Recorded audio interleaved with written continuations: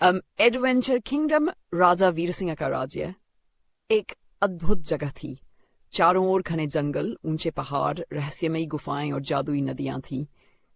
इस राज्य में हर कोने में रोमांच छिपा था, लेकिन सबसे बड़ा रहस्य था जो किसी अज्ञात जगह पर छुपा था। राजा ने घोषणा की कि जो भी इस गोल्डन क्राउन को ढूंढ कर लाएगा, उसे किंगडम का अगला शासक बनाया जाएगा। इस खबर को सुनकर कई योद्धा और साहसी लोग इसे पाने के लिए निकल पड़े। उन्हीं में से एक था अरुण, जो गांव का एक साधारण युवक था, परंतु उसका दिल साहस से भरा था। अरुण ने अपनी यात्रा शुरू की।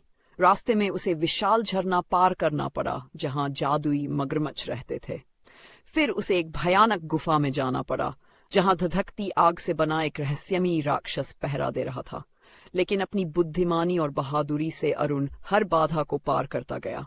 आखिरकार उसे एक गुप्त मंदिर मिला, जहां गोल्डन क्राउन रखा था। लेकिन वहां एक जादुई पहेली थी। सच्चा राजा कौन होता है?